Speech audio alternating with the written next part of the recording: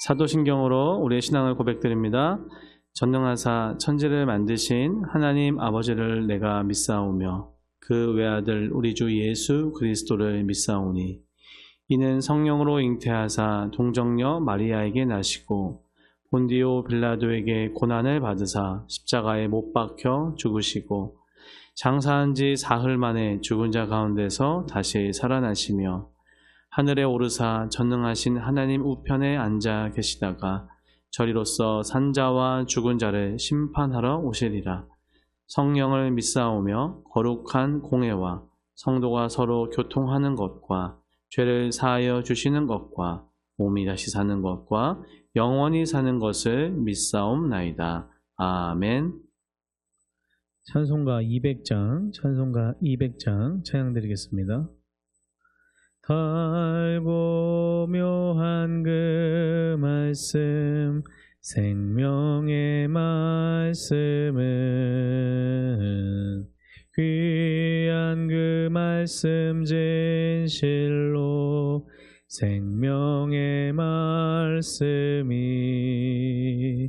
나의 길과 믿음 밝히 보여주니 아름답고 귀한 말씀 생명샘이로다.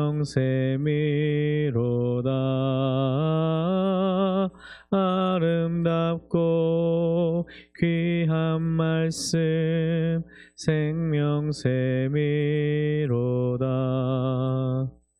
귀한 주님의 말씀은 내 노래 되도다. 모든 사람을 살리는 생명의 말씀은 값도 없이 받아 생명길을 가니 아름답고 귀한 말씀 생명샘이로다. 아름답고 귀한 말씀 생명샘이로다. 널리 울리어 퍼지는 생명의 말씀은 마음의 용서와 평안을 골고루 주나니 다만 예수 말씀 듣고 복을 받네. 아름답고 귀한 말씀 생명샘이로다.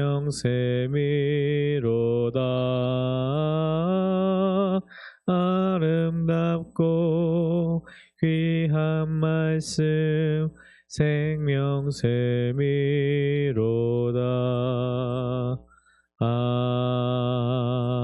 아멘. 이 시간 함께 나눌 하나님의 말씀은 마가복음 7장 1절에서 13절 말씀입니다. 마가복음 7장 1절에서 13절 말씀 교독하겠습니다.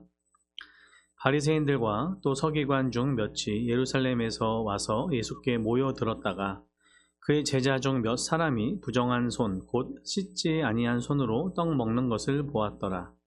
바리새인들과 모든 유대인들은 장로들의 전통을 지키어 손을 잘 씻지 않고서는 음식을 먹지 아니하며 또 시장에서 돌아와서도 물을 뿌리지 않고서는 먹지 아니하며 그 외에도 여러 가지를 지키어 오는 것이 있으니 잔과 주발과 녹그릇을 씻음이러라.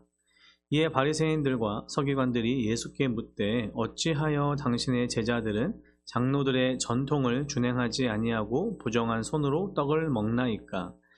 이르시되 이사야가 너희 외식하는 자에 대하여 잘 예언하였도다.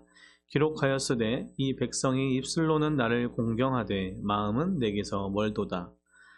사람의 계명으로 교훈을 삼아 가르치니 나를 헛되이 경배하는도다 하였느니라. 너희가 하나님의 계명은 버리고 사람의 전통을 지키느니라. 또 이르시되 너희가 너희 전통을 지키려고 하나님의 계명을 잘 저버리는도다. 모세는 내 부모를 공경하라 하고 또 아버지나 어머니를 모욕하는 자는 죽임을 당하리라 하였거늘 너희는 이르되 사람이 아버지에게나 어머니에게나 말하기를 내가 드려 유익하게 할 것이 고르반 곧 하나님께 드림이 되었다고 하기만 하면 그만이라 하고 자기 아버지나 어머니에게 다시 아무것도 하여 드리기를 허락하지 아니하여 너희가 전한 전통으로 하나님의 말씀을 폐하며 또 이 같은 일을 많이 행하느니라 하시고. 아멘. 함께 읽은 본문 말씀으로 말씀 중심이라는 제목으로 함께 은혜를 나누려고 합니다. 지난달에 이어서 3월 한 달도 마가복음 말씀을 함께 살펴볼 텐데 특히 7장에서부터 12장까지를 살펴보면서 이 부분은 예수님의 말씀 사역이 잘 나타나 있다고 할 수 있습니다. 하나님의 백성이고 하나님 나라의 자녀이고 백성인 저와 여러분이 이 세상에 살 때 이 세상에서 어떻게 살아가야 될까에 대한 이야기를 이 본문에서 예수님은 잘 가르쳐 주십니다. 오늘의 본문에서도 보면 바리새인과 서기관들의 한 이야기가 나오고 예수님과의 대화 가운데 우리에게 또 주시는 하나님의 메시지가 있습니다. 먼저 7장 1절에 보면 바리새인들과 또 서기관 중 몇이 예루살렘에서 와서 예수께 모여들었다가 라고 이렇게 시작을 합니다. 마가복음을 흔히 이방인들, 유대인들이 아니라 이방인들에게 이 복음서를 쓰여졌다라고 생각이 되는데 마가는 지금까지 앞에서 살펴본 것처럼 장소나 어떤 배경을 이방인들도 잘 알 수 있게 잘 설명하는 것을 알 수 있습니다. 그런데 오늘 이 본문의 시작을 하면서는 그런 이야기들이나 이 배경 설명이 없이 바로 1절에서 한 사건을 또 이야기하죠. 근데 여기에 장소는 잘 나타나 있지 않지만 생각되어지는 것이 아마 가버나움의 지방, 갈릴리 지방에서 예수님께서 사역하셨을 때로 생각이 됩니다. 그런데 왜 바리새인과 서기관들이 또 특별히 예루살렘에서 왔을까요?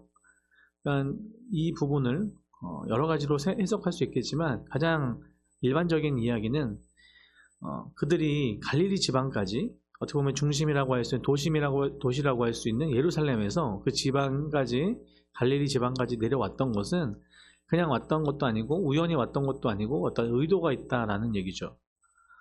바리새인과 서기관이 한마디로 어떻게 보면 중앙에서 이제 지방으로 예수님의 그 사역과 예수님의 그 소문을 듣고 예수님을 어떻게 보면 검증하고 예수님이 과연 어떠한 존재인가를 알아보려고 왔던 것으로 보입니다. 중앙에서 파견된 그들은 어떻게 보면 예수님의 활동과 그 가르침과 수많은 이적과 기적을 전해 들으면서 그 예수 그리스도가 어떠한 분인지 그리고 그것에 대해서 오히려 책잡으려고 하고 잘못을 모함하려고 하는 그런 모습을 알 수 있습니다.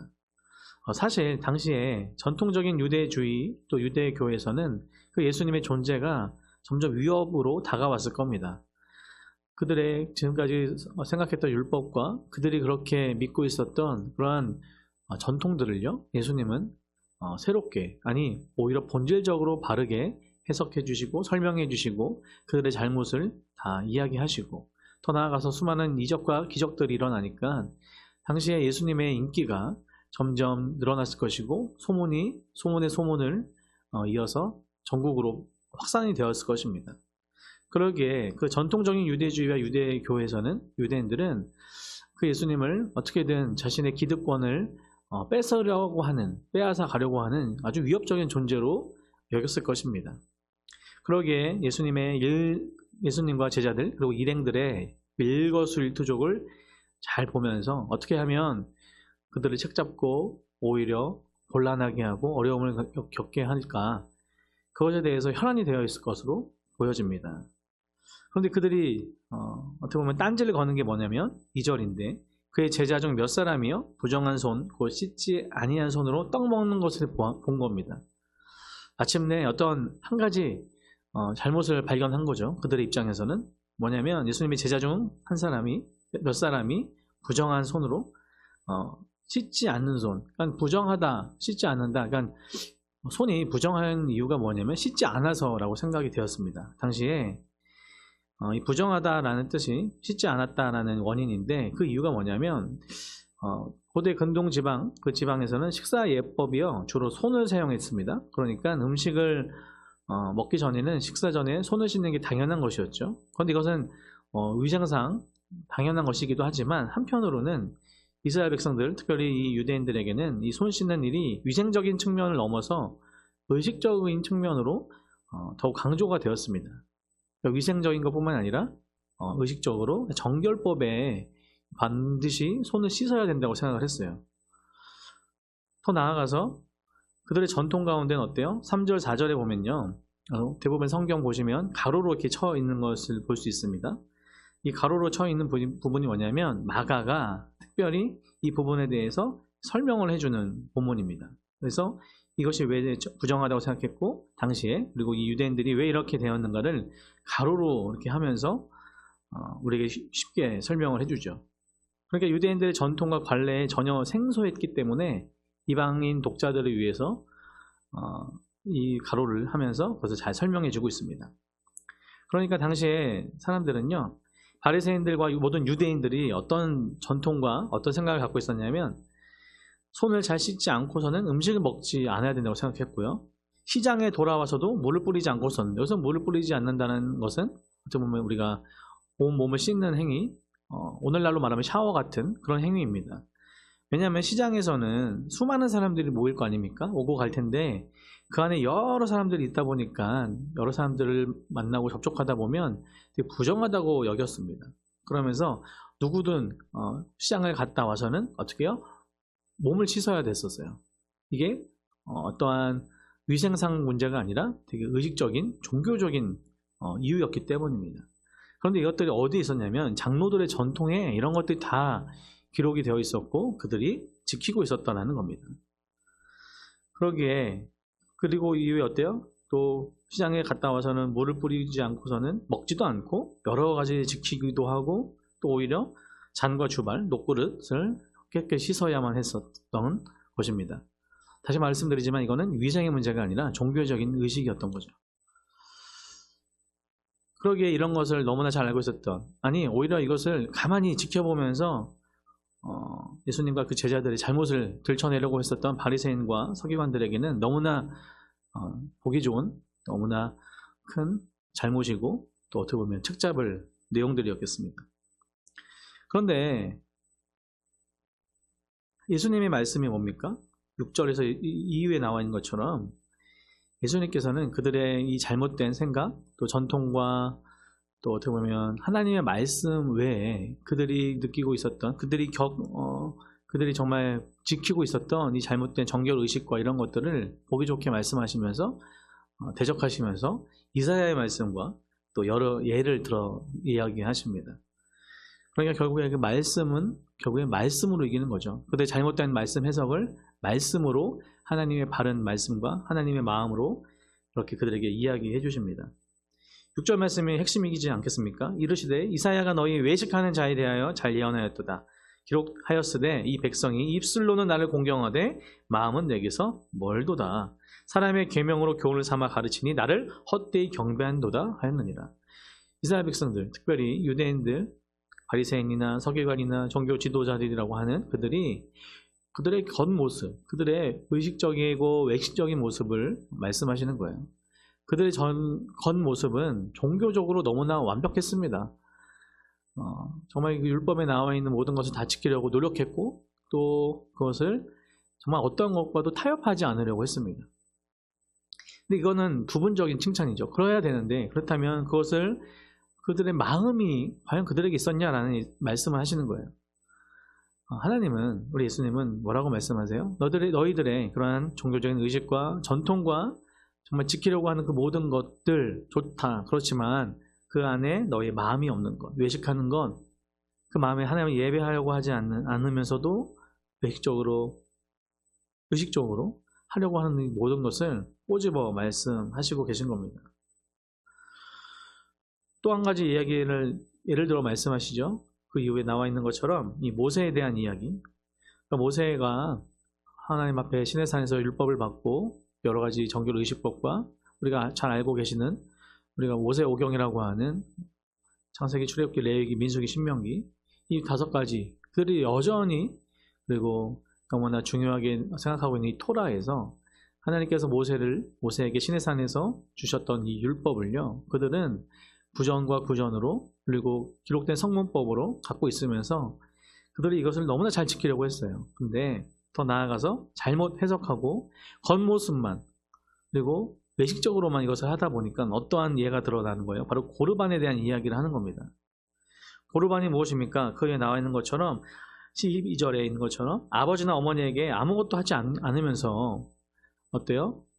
하나님께 다 올려드리면 된다. 아버지에게나 어머니에게 다 말하기를 내가 하나님께 드리는 것이다. 유익한 것이다 하면서 고르반 하면서 정작 아버지 어머니에게는 아무것도 드리지 않는 하나님의 것이라고 이야기하면서 정작 아버지 어머니에게는 아무것도 드리지 않으면서 그들이 그 10계명 안에서도 특별히 5번째 계명인 부모에 대한 공경을 부모에 대한 사랑을 그들이 지키지 않았던 것을 발로 이야기하십니다. 결국 예수님은 그들의 공격과 그들의 약한 의도를 아시고 2가지 그들의 삶의 자리에서 외식하는 그들의 모습을요 어떻게 해요? 말씀으로 이기시고 특별히 모세의 율법을 잘못 해석하면서 고르반하면서 그들의 삶의 자리에서 여전히 부모를 공경하지 않는 그들의 모습을 꾸짖으시면서 말씀하십니다. 그렇다면 이 본문 말씀 어떻게 보면 바리새인과 서기관 그리고 예수님과 대화 가운데 하나의 에피소드이기도 하지만 그것을 오늘 우리에게 주시는 하나님 말씀 가운데 어떻게 적용해 봐야 될까요? 하나님께서는 말씀을 통해서 우리에게 말씀하십니다. 우리의 마음의 중심이 담아있는 예배와 삶의 모든 삶의 자리가 과연 바로 이렇게 마음의 중심으로 하나님께 나아가고 있느냐 말씀하시는 거죠.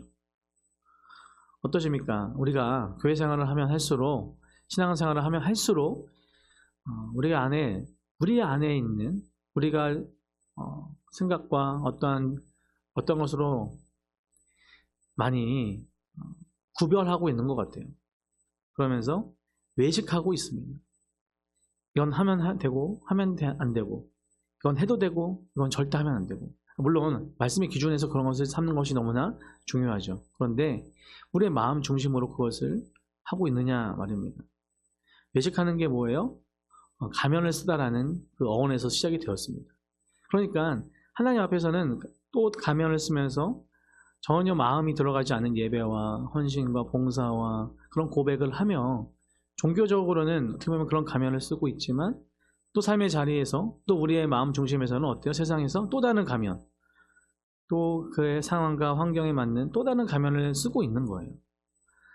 예수님께서는 겉으로는 바리새인과 서기관 얼마나 율법을 잘 지키고 하나님 앞에서 외식했습니까? 그리고 그렇지 못하는 여러 사람들을 죄인 취급하고 또 그들과 함께 상종하려고도 하지 않았었던 그들의 모습. 하나님께서는요 어떠한 전통과 너희들이 가지고 생각해 놓은 잘못된 그러한 중심이 아니라 오직 하나님의 말씀을 중심에 두고 너의 마음을 하나님께 올려드려라. 겉모습만 외식하는 자처럼 하나님께 종교적으로 나아가는 것이 아니라 마음 중심으로 그 하나님 앞에 나아가라 라고 말씀하십니다. 전통을 지키려고 애쓰는 것이 아니라 하나님 말씀 가운데 우리 마음의 중심을 담아 하나님께 올려드리려고 하는 우리 작은 고백과 작은 한 걸음 한 걸음을 하나님께서는 받으시고 바라시고 계신 것이죠. 말씀을 정리하면서 마치려고 합니다. 우리가 신앙생활하면 할수록 때로는 바리새인과 서기관, 율법주의자처럼 또 성경을 많이 알다 보니까 그것을 오히려 우리가 기준되어서 다른 어떠한 사람, 어떤 상황, 어떤 것들을 쉽게 판단하고 때로는 재단하며 우리가 심판의 자리에 있지 않았는가. 정작 우리는 그런 삶의 자리에서 마음이 없이도 충분히 하나님 앞에서 너무나 멋진 종교적인 세상의 사람들이 보기에 그럴듯한 종교적인 사람들로 가면을 쓰고 있지 않는가. 다시 한번 이 본문 말씀을 통해서 우리 삶을 돌아보고 또 우리 교회를 돌아보고 우리 공동체를 돌아보는 저와 여러분들에게 간절히 소원합니다. 하나님은 우리 마음의 중심을 바라십니다. 말씀을 우리 마음의 중심에 두기를 원하십니다. 그 말씀에 감격하고 사랑해서 은혜로 그렇게 살아내려고 하는 한 걸음 한 걸음을 바라보고 계신 겁니다. 3월의 첫째 주 주일입니다. 3월 한 달 동안 그 말씀을 중심으로 삼아 말씀과 동행하며 하나님과 동행하는 저와 여러분 우리 능곡중앙교회 되기를 간절히 소원합니다. 기도하겠습니다. 사랑과 은혜가 풍성하신 하나님 아버지, 우리가 신앙생활하고 교회생활하면 할수록 외식적이게 되고 어떤 기준 삼아 내가 기준 되어서 다른 사람을 쉽게 판단하며 종교적인 그럴듯한 사람들로 우리가 우리 자신을 스스로를 포장하고 있지 않았습니까? 하나님 용서하여 주시고 다시 한번 이번 말씀 또 마가복음 쭉 말씀 보면서 하나님의 자녀들로서 어떻게 이 세상 살아가야 될지 알고 배우고 또한 실천하며 적용해가는 그런 귀한 한 달 또 하루하루 될 수 있도록 하나님 인도하여 주시옵소서. 감사드립니다. 우리 마음의 중심을 담아 주님 앞에 나아가기를 원하오니 하나님 우리를 그리고 기뻐 받으시고 또 긍휼히 여겨 주시옵소서. 감사드리며 모든 말씀 우리 주 예수님의 이름으로 기도 올려드립니다. 아멘. 하늘에 계신 우리 아버지여, 이름이 거룩히 여김을 받으시오며 나라의 임하옵시며 뜻이 하늘에서 이룬 것 같이 땅에서도 이루어지이다. 오늘날 우리에게 일용할 양식을 주옵시고 우리가 우리에게 죄 지은 자를 사하여 준 것 같이 우리 죄를 사하여 주옵시고 우리를 시험에 들게 하지 마옵시고 다만 악에서 구하옵소서. 대개의 나라와 권세와 영광이 아버지께 영원히 있사옵나이다. 아멘.